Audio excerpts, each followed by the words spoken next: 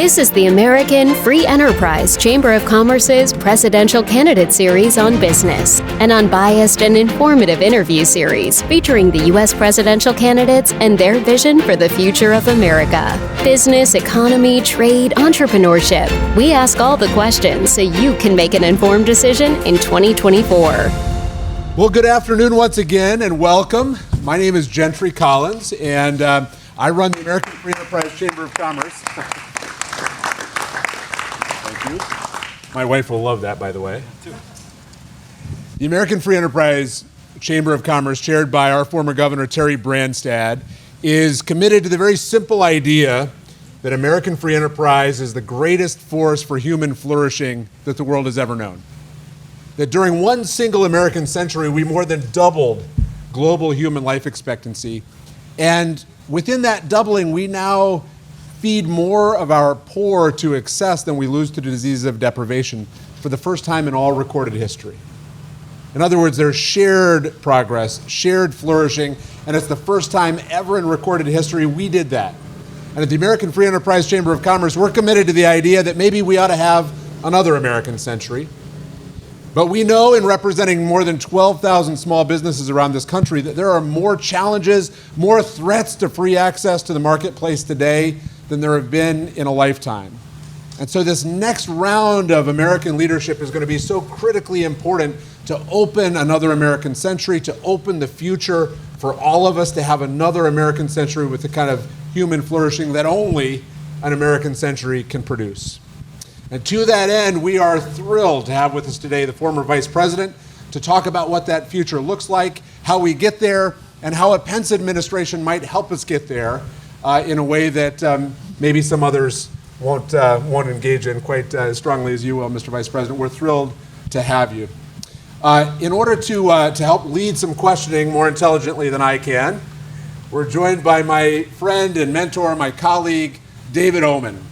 For those of you who don't know David, David is a Cedar Falls, Iowa native, has been one of the leading sort of business voices in Iowa and around the Midwest for, I'll say, decades, many years. David is also the man with the distinction of having been chief of staff to not one, but two of Iowa's great Republican governors. So he's been a business leader, he's been a leader in state public policy. He was also a four-term co-chairman of the Republican Party of Iowa, and I think one of those Iowans that is really deeply responsible for keeping Iowa first in the nation and making sure that events and conversations like this happen right here in places like Centerville. Before I turn it over to David, I want to say a word of thanks to the folks at CNC Machining, family-owned business. As you can see, it's all around you. And like so many of our AM-Free members, is the kind of business that makes other businesses work. From auto recycling to ag manufacturing and a whole variety of other products that this Iowa family business is responsible for. This is the backbone of the American economy. This is what our next president needs to understand and needs to support, and we're thrilled to be here with you at CNC today, and we thank the family for opening your facilities here for an hour. Thank you. With all of that having been said, I'm going to turn it over now to my colleague, Mr. Oman, to open up a conversation with Vice President Pence. Well, Gentry, thank you very much, and good afternoon, everybody. Thank you for being here. It's a great day in Centerville. Mr. Vice President, thank you as well.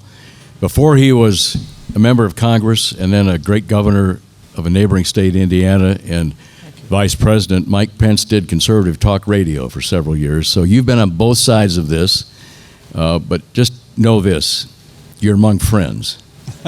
And I think this will be in your wheelhouse, although foreign policy and a lot of other topics are also in your wheelhouse as well. Before we begin, I'd just like to give you a minute or two to say whatever you'd like to say to welcome this group and start this off. Sure. Well, first off, how about a round of applause for David Oman, who's with us today.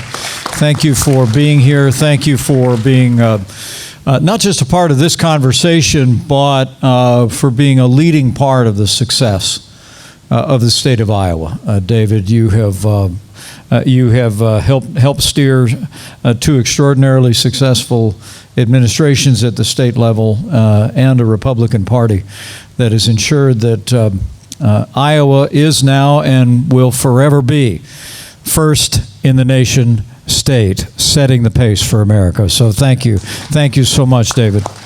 Gentry, I want to thank you as well, and Am-Free Chamber for putting together this event. I hope you will give Governor Branstad our very best regards. I look forward to seeing him again.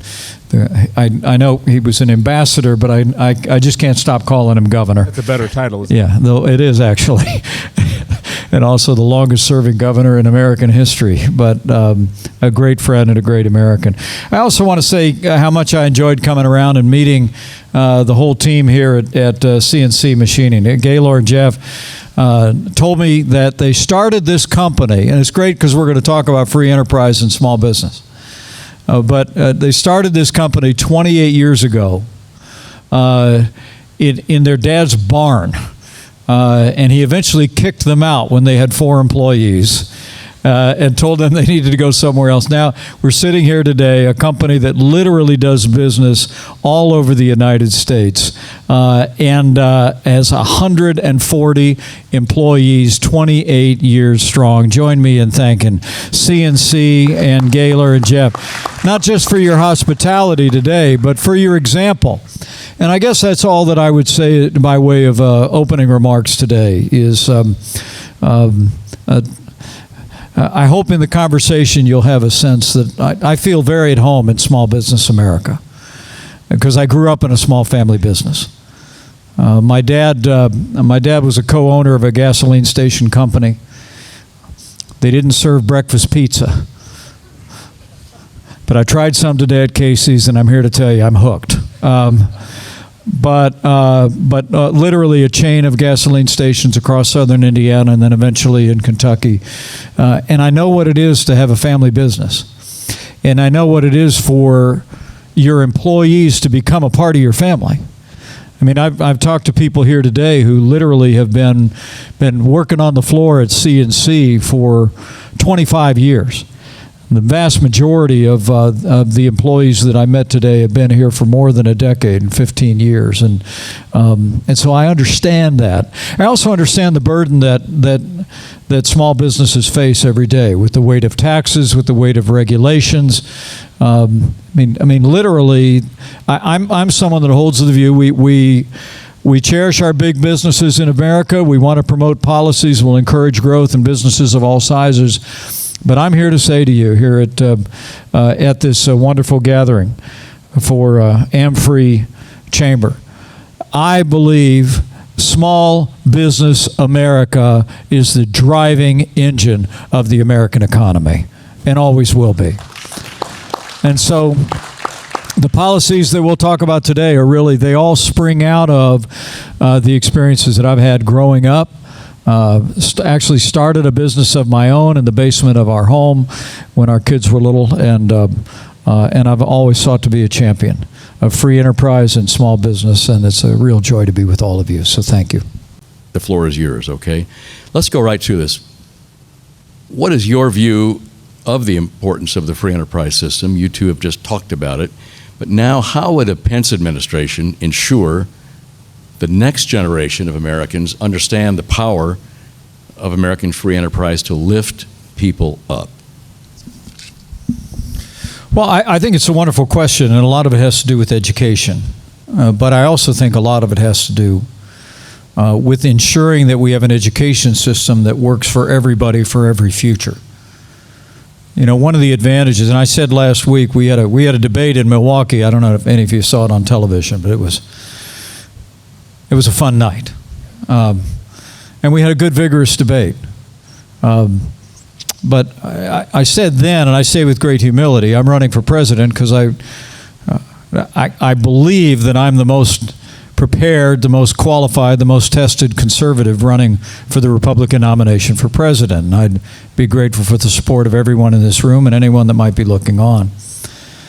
But one of my experiences was being governor of the state of Indiana. And when I was governor of Indiana, one of the things that I came to realize was that somewhere along the last 30 years, high school education in our state, and maybe it was equally true in Iowa, moved away from what we used to call vocational education. Now it's called career technical education. Some of it's in our high schools. Most of it is migrated on to community colleges, all right? And it's not really a criticism. It's fine. We have many community colleges around the country. We have a big system in Indiana that does a good job with career and technical education. But when I was governor, I had the passion for returning vocational education as a priority in every high school in Indiana. And we made great strides for that. I mean, I'm somebody that believes that education ought to be a process of learning what your God-given abilities are. And for some people, going off and pursuing a career as a teacher, a doctor, a lawyer, getting a business degree, starting a business, that's great for young men and women. We ought to always have those pathways available to everybody. But for some people who have the kind of gifts that some of the guys I saw here have, to be able to put on a hood and work a welder and create, that I think our high schools need to work just as well for people that want a future in manufacturing as they do for people that want a future in other professions and other careers. And so I think part of what we need to do to celebrate free enterprise is really to make sure our education system is working for every American, for every future. And the other part of that is, I really do believe, I talked to one guy here who said that he started here, it's Kyle, I think. Kyle said he started here in high school. He told me he'd been here for 12 years, and he's a big guy, but he looked pretty young. I said, 12 years? I said, right out of school? And he goes, actually, I started working here when I was in high school. And I think that's the way that people learn about free enterprise as well, is you create these apprenticeship programs in communities like Centerville. And can I just acknowledge the mayor of Centerville is here, Mike O'Connor. Mayor, where are you? I just want to give you a round of applause. Thanks. It's a growing economy and a great community. But these apprenticeships, Mayor, that you've helped facilitate here in Centerville and that Kyle was able to take advantage of, I think are also a way where people learn about free enterprise. Because we're living in a time when socialism and some affection for socialism is on the rise, a belief in government control, government solutions. But when you have the opportunity to be in a business, you see what makes a business happen. You start to understand the cost of big government, and I think you also understand the incredible opportunity that comes when we have an economy where free enterprise and small businesses can thrive. So I think that's part of the education process. It's just making sure kids get the training that they need to have the exposure to companies like this, whether they're coming in with a white-collar internship, a blue-collar internship, and then being able to pursue careers where they understand the value of our free enterprise system. Well said. You used the word working a couple of times, and I think it's fair to say that a lot of people in our country don't think the current system works for them very well. A recent survey by this organization, Free Chamber, found that inflation is a major issue for 4 out of 5 voters. So how will a Pence administration get inflation under control to help chart that better long-term future for our economy? Well, David, I'm not surprised you brought it up, or the Free Chamber brought it up. It was one of the things I was disappointed about in that debate in Milwaukee was that I don't think we talked enough about the economy in that debate. Because frankly, as I travel around Iowa, the majority of conversations I have are about the economy. I mean, I know President Biden is real busy saying that Bidenomics is working. Right. This young lady here just shook her head vigorously. No, it's not. Inflation's up 16.6%. I don't know if you saw over the weekend, mortgage rates just hit a 22-year high. Well over 7%, with the Federal Reserve starting to signal that they might be raising rates again, and variable rate mortgages will be going up again. I mean, the war on energy of the Biden administration has caused gasoline prices to go through the roof. And while there's been some relief in the last year, they're still 60% higher than they were the day we left office. And so I think the combination of runaway spending in Washington, D.C., the war on energy, this massive government intervention, the Green New Deal, and essentially the socialist policies of the Biden administration are crushing the life out of our economy. And the American people know it, whether the President Biden or his allies in the media will ever acknowledge it. The American people get it. That's why the very first thing that we unveiled on our website at MikePence2024.com was a plan to tackle inflation. And it's very simple. It's a 4-part plan. You can check it out later. Or if you lose interest in this conversation, you can look it up on your phone now, right? But it's a 4-part plan. Number one, I think runaway spending and debt is driving inflation in Washington, D.C. We have a debt today the size of our nation's economy for the first time since World War II. And it's slated to increase by 5 times in the next 20 years if we don't bring about common sense reforms of entitlements that essentially are the principal driver of government spending. Now, let me say, other candidates in the field don't want to talk about it. I got one candidate. My former running mate says that he won't even talk about reforming Social Security or Medicare. That's the same policy as Joe Biden's taken. He won't even talk about it. I got another candidate who's actually said that he would leave the issue of reforming those programs to some other president, that you can't do everything. Well, I've stepped forward and said, look, I think we have an obligation to bring about the kind of reforms that will preserve these programs for future generations. And here's the way you do it. Number one, anybody that got hair the same color as me, this doesn't affect you, okay? In fact, everybody over the age of 40, we won't make any change in the program. I'm not real big on changing horses in the middle of the stream, right? But for people under the age of 40, and we got some in the room, right? I'd like to have a conversation with you.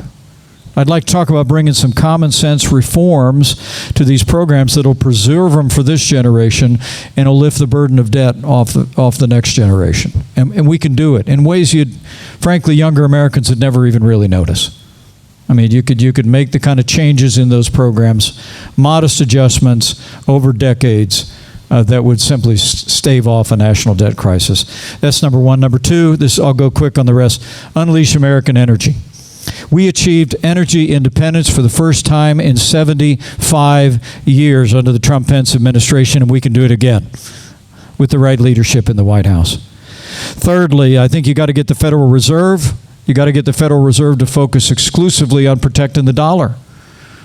Right now, the Federal Reserve has 2 missions. One, as you know, David, one is full employment, and the other is protecting against inflation. I just think what you ought to do, you ought to hold the president accountable for full employment. You ought to hold congressmen, senators, state legislators, governors, mayors. It ought to be our job to make sure Americans are working, right? And have the Federal Reserve worry about the dollars in my pocket. And so ending what's called a dual mandate, I think, is key. And lastly, it's just rolling back regulations, making sure that we don't see business taxes and tax rates go up in 2025 on American families and American businesses. The tax cuts we passed in our administration are slated to go away in 2025. I want to make those tax cuts permanent. I want to lower taxes even further. I want to lower business taxes, and then that's the way you bring jobs back to the United States of America. That's how we get this economy moving, and we tackle inflation and put Americans to work. Well, first of all, thank you for the courage, among other fronts where you've shown courage, on discussing entitlements. It's an issue that cannot be kicked down the road much longer. Let's talk a little bit more about energy. We may come back to some of this, but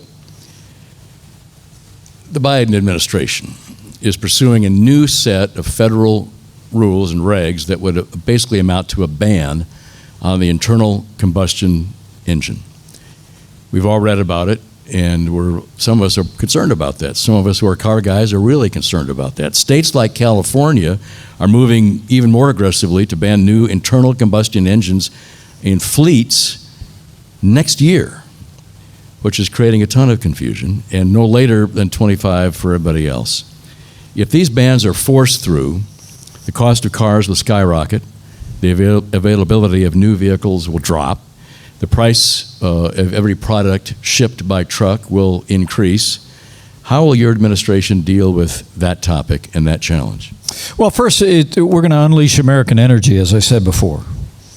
In fact, if you look at that energy plan that we put out, I said not only are we going to achieve American energy independence, but I said with the right policies, by 2040 we could reclaim America's status as the leading producer of energy in the world. We lost it in 2006. We did.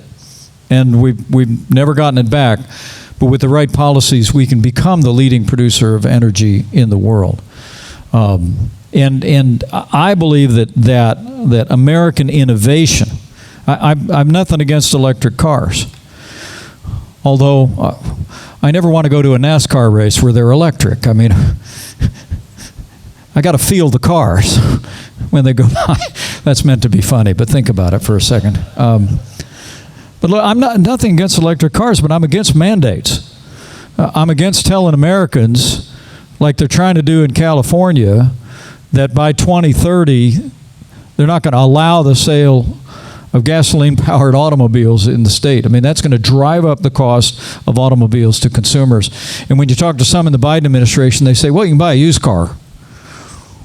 That's a solution. How about we just continue to promote American innovation?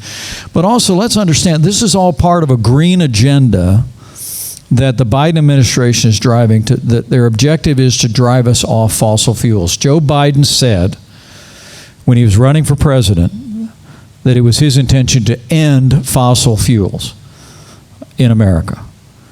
Now, look, I'm an all of the above energy person. You check my record. I'm all for, oil, coal, natural gas. I'm for renewables, wind, solar. I'm for renewables. I'm for ethanol. I'm for all of it. Okay, but the idea that we're going to drive through government mandates, we're going to drive this economy away from our principal source of energy is not only unrealistic, it could crush our economy and crush the budgets of American families. And I promise you, if I become president of the United States, we're going to throw out the Green New Deal. We're going to promote American innovation and let Americans choose the kind of cars they want to drive, okay? I promise you. And finally, the other piece of this is all these subsidies for electrical vehicles. You know who makes most of the batteries that go into electric vehicles in this country? China. It's one of the reasons I called a lot of this Green New Deal and these subsidies and these credits for electric vehicles. It's kind of the China Full Employment Act, Mr. Mayor. It really is. And look, I'd love to see a battery industry grow in this country. That's wonderful. But I'm not interested in using the heavy hand of government and government subsidies and government mandates to further subsidize the Chinese economy and battery manufacturing in communist China. So that's part of the reality that I see. But for me, it's all about, here at this great organization, American Free Enterprise Chamber, this is all about freedom. It's about letting American consumers have a freedom of choice, which is the opposite of what the Biden administration and the radical left are attempting to do in this country. They want to limit our choices. They want to push down mandates, the objective of which is to drive us away from traditional sources of energy to advance their so-called green agenda. And the real effect of that will be to crush the American economy, and we're not going to have it. Well, thank you. And there's a combination, between economic security, energy security, and national security. Let's take just a moment on that. Then we'll come back to health care. Well, it's one of the reasons why when we came out with our energy plan, I said I don't want to just achieve American energy independence. I want to restore American energy dominance and leadership. Because I really do believe that by reclaiming our position as the leading producer of energy in the world, America will be more secure. We'll be less dependent on volatile parts of the world for our energy needs. And so to me, they're absolutely inextricably linked. But also, I don't have to tell you here at CNC, if we walk back to the office where he's got this great picture of his daughter on the wall, Hannah's got a great picture. He told me she's all grown up now, but reminded me a lot of my daughter, Audrey. If they pulled out the budget, I guarantee you the energy costs here are a big part of their budget. Not only keeping this place warm in the winter, but everything that moves on 18 wheels, right? And so I really do believe that security of our economy and the ability to keep an economy moving all contributes to the strength and vitality of America. A strong America is not only a prosperous America is a secure America. Very good. We are now in the second decade under Obamacare in our country, yet health care prices continue to rise, double-digit levels for most employers, and they remain unaffordable for too many families. So what policies do you plan to implement as president to make health insurance more affordable for more Americans? Well, I'm proud of the fact under our administration we removed the Obamacare mandate. But when I'm president of the United States, we're going to take 100% of the funding for Obamacare. We're going to block grant it back to Iowa, to Indiana, to every state in the country to allow states to innovate and design healthcare systems that'll work best for their own citizens. I mean, Obamacare has been a disastrous failure. You said it very quickly, David, but it bears reciting. I mean, remember all the promises of Obamacare. I was in the Congress. I was a leader in the Congress when we came this close to stopping Obamacare. But the promises were, if you like your doctor, you can keep him, right? If you like your health care plan, you can keep it, right? And they said the cost of health insurance would go down. All of those things were false. I mean, people lost their insurance coverage. People weren't able to choose their doctors, and frankly, insurance rates have gone up by a factor of 2 times, double what they were before Obamacare.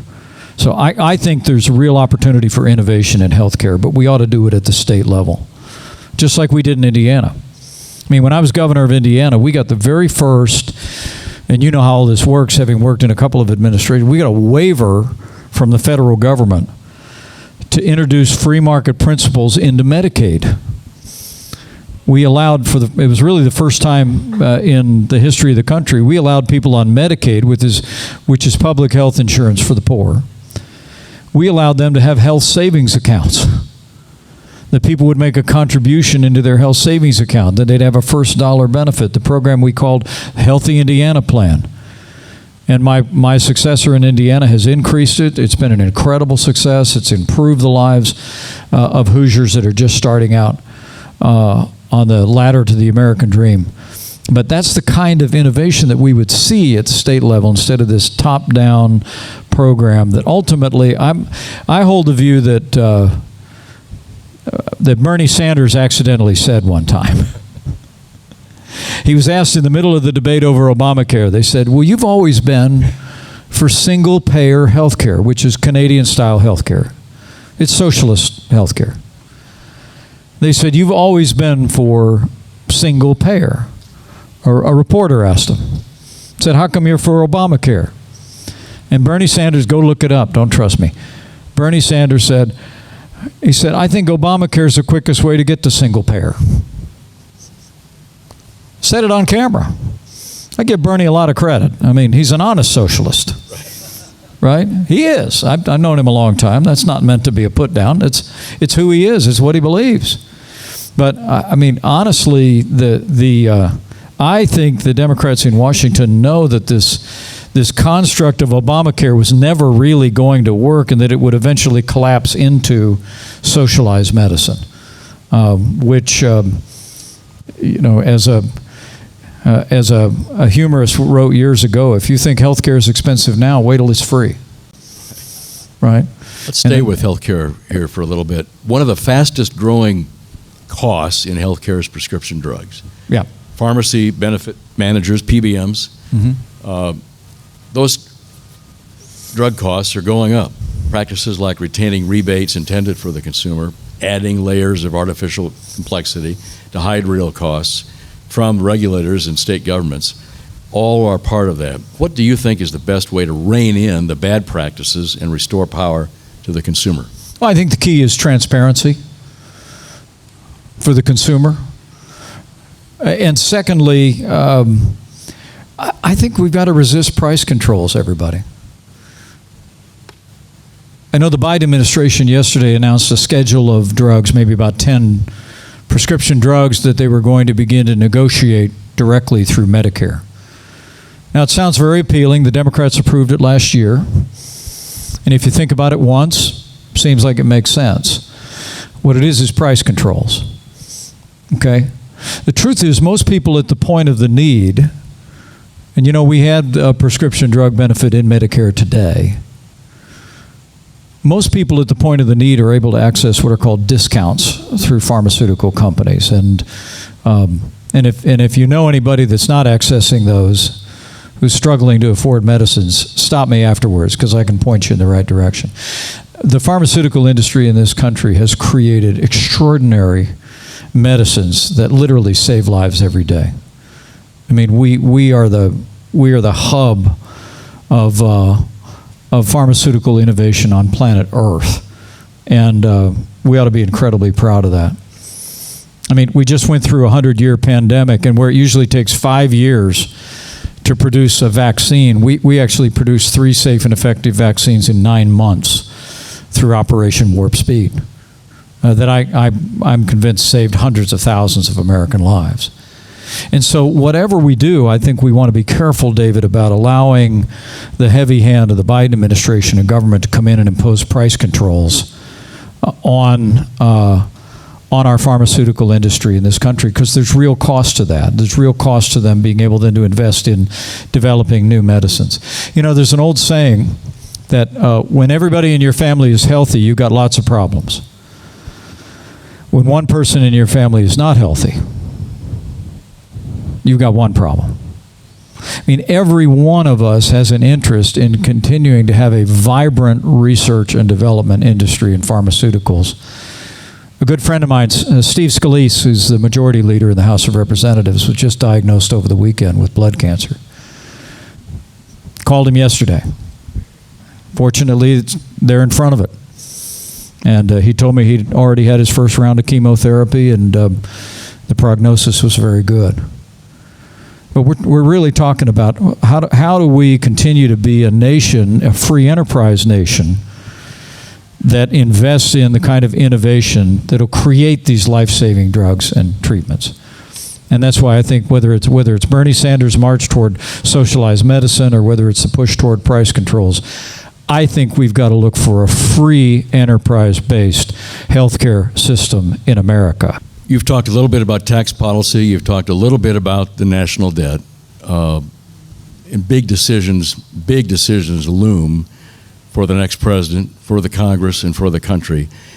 How do we step way back and look at $32 trillion? There's a billboard right outside the Des Moines airport. You've probably seen it.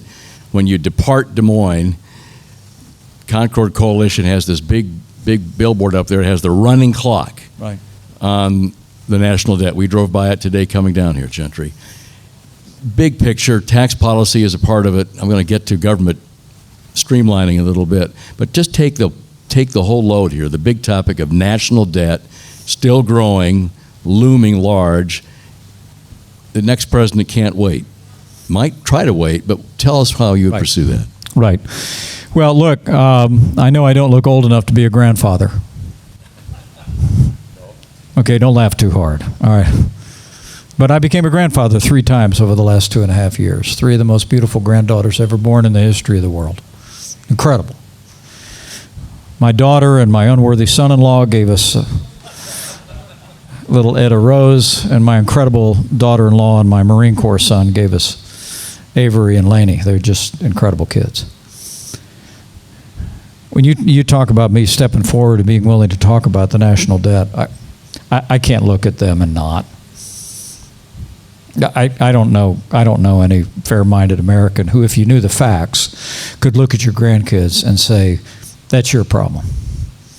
I mean, here's your numbers, okay?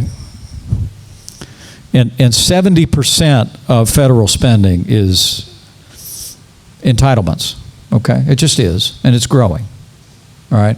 We'll actually spend more next year on interest on the national debt than we do on national defense. It's the reason why 10 years ago, the chairman of the Joint Chiefs of Staff said the greatest threat to our national security in the 21st century is the national debt. It's crowding out our ability to provide for the most vulnerable in our society. It's crowding out even our ability to provide for the national defense. And in time it will. But here's the numbers for you. We're at $32 trillion, just like it says on that billboard. That means we've got debt the size of our nation's economy for the first time since World War II. Okay?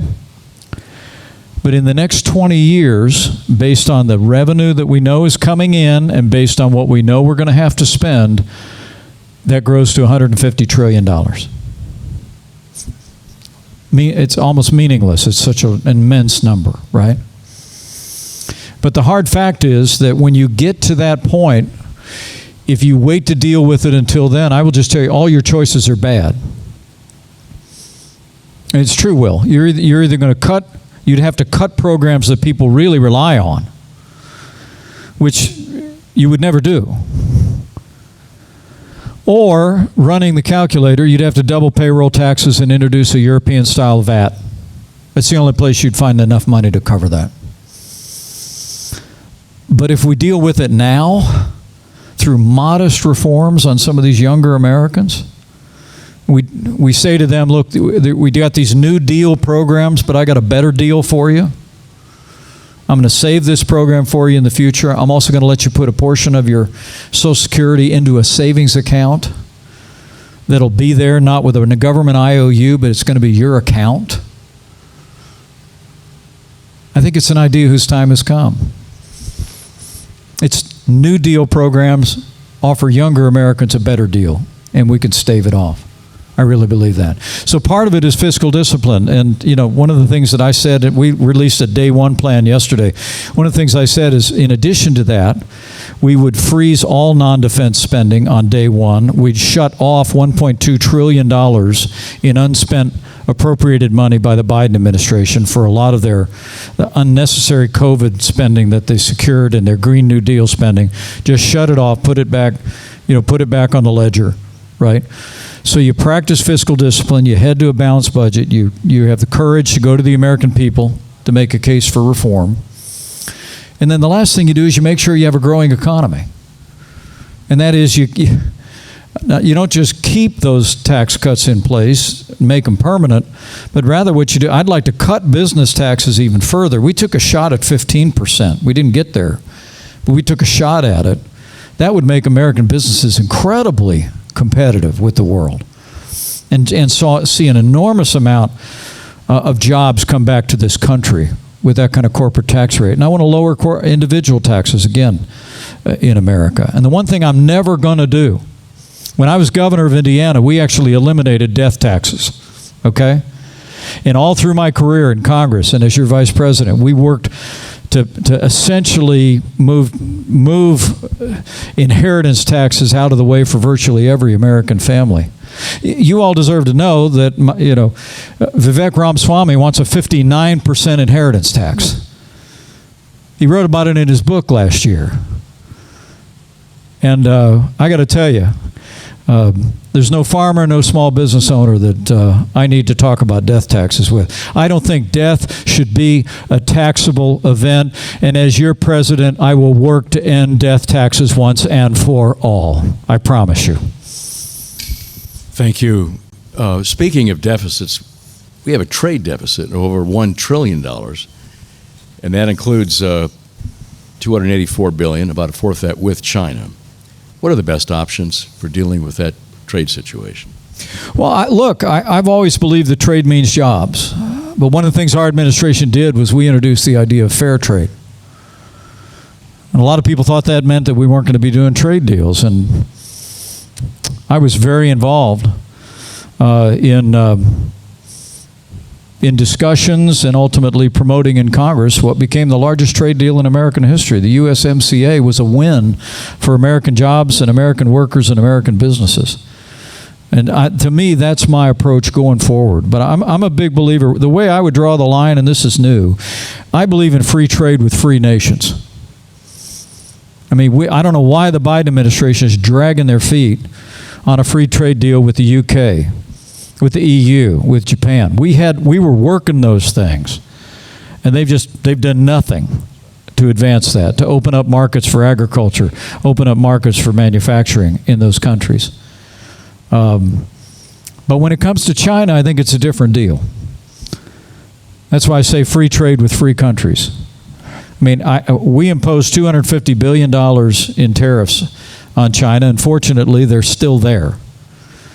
And it actually brought China to the table almost overnight in what became the Phase 1 trade deal. If everybody could forget it, we signed it in January 2020 when the pandemic was just starting to arrive on our shores. But it was an incredible success. Now, the Biden administration, I'm told, has dropped the ball and has not held China accountable for their agreements, particularly with regard to purchasing agricultural goods. But, we learned how to get the attention of the communist Chinese, because we said to them, look, you're going to end your intellectual property theft, you're going to end your trade abuses and your dumping of products in our economy. And by the way, how about you end your military provocations in the Asia Pacific and your human rights abuses at home, right? And then we'll start to deal with you on a more level playing field. Until that time, I think we should limit access to the most powerful economy in the world to communist China until they step up and end the trade abuses. Free trade for free nations. Well said. We're just about ready to wrap up here, but let me take you on a different front. I'm just getting started. I know you are. We're good the rest of the day, right? You all are very kind to be here. Take the next Thank you shift very off, much. guys. At the Am-Free Chamber, we hear more from businesses about regulatory challenges, cost, burdens, than honestly about legislative priorities. In 1996, President Clinton declared the era of big government was over. At that time, there were 9,200 federal rules on the books. Today, that number is not 9,200, it's 120,000 federal rules on the books. It's crushing American innovation and entrepreneurship. You know that. How would your administration deal with that proliferation of federal rules? Well, it's one of the things I learned. When we passed the Trump-Pence tax cuts at the end of 2017, the economy roared forward. But when I was out here talking to people like the guys that own CNC, they invariably said to me, hey, expensing capital investments immediately, these tax cuts are good, but the regulation relief is as important, if not more important. I mean, we were repealing, 2 regulations for every new regulation going on the books. President Biden has reversed that. And frankly, when Congress left town a couple of weeks ago, there was an avalanche of new regulations that came pouring out of all these different federal agencies, and they've been piling red tape on the back of American businesses. My judgment is that we get back to the principle that a refereed private sector, reasonable regulation that implements laws the Congress has passed. We're all for that, but I want to get back to setting a goal. I want to repeal 3 regulations for every new regulation that's put on the books. I want to protect private property. I want to ensure that when the next CNC is starting in a barn, right, that all you're worrying about is making good product and pushing it out the door, and you're not lost in a stack of forms and regulations that bureaucrats in Washington, D.C. have been pushing out. There's a real cost to that, to American innovation and the American dream, and we'll get back to it. And it's one of the keys to getting this economy moving again, David. Thank you. This will be the easiest question we've had in the hour, okay? How will the lives of every American be better after 4 years of a Pence administration? How would your success be measured by the American people should you seek a second term down the road? Well, I love the question because I think the answer is built into it. I mean, look, I'm not running for president for any other reason than I believe that I am the most qualified, the most tested and the most proven conservative in the field, and that I know how to get this economy moving again. I know how to make America secure in the world again. I know how to appoint people to our courts at every level that'll protect all of our God-given liberties, and I know how to empower states to promote the kind of innovation that will make people's lives better. You know, I had two portraits that I added to my office when I was Vice President of the United States. They sat right behind my desk. I put a portrait of Abraham Lincoln above the fireplace, of course, because I think we all know Abraham Lincoln was from Indiana. Okay, I mean, he grew up in Indiana, if you didn't know that. One of my predecessors as governor said one time, you know, Lincoln made Illinois, but Indiana made Lincoln. Okay. But the two portraits I put behind my desk were Teddy Roosevelt and Calvin Coolidge. Teddy Roosevelt was a bigger-than-life character out of New York City. And apparently that comes around every 100 years or so. Calvin Coolidge was a clear-eyed, at times soft-spoken Republican who had a fierce commitment to free enterprise and to limited government and to the Constitution of the United States. He's often misquoted as saying something that I think is a good stepping-off point, David. Calvin Coolidge said, it's attributed that he said, the business of America is business. It's not exactly what he said. But what President Coolidge believed, and I believe, is that the American story is not a story of the American government.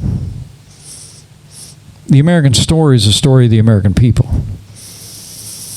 It's businesses like CNC. It's people stepping forward and living their dreams. It's raising families. It's being involved in your community.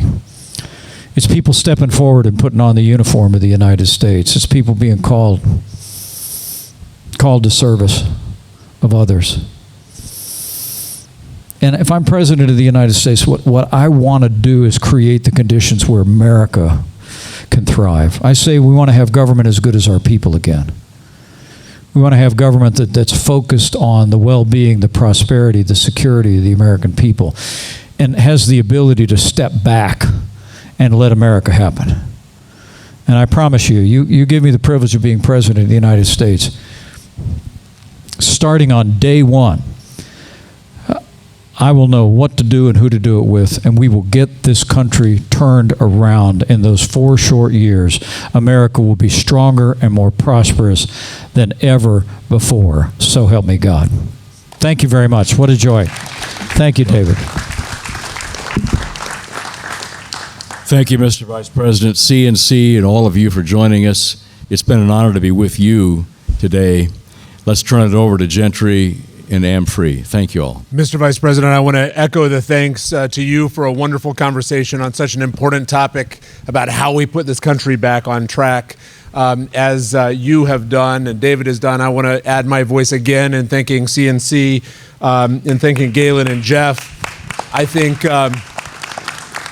one of the best ways to thank them is to get out of their way and let them go back to work and drive the American economy. So we'll do that in just a minute. But before we do, I just want to say that I think there will be an opportunity for folks that want to say hello and shake hands, grab a quick picture with the Vice President. Will that opportunity be available here as we close up? If you'd like to learn more about the American Free Enterprise Chamber of Commerce, you can find us at amfreechamber.com. And if you want to see more about the content that the Vice President has talked about today, you can find him at MikePence2024.com.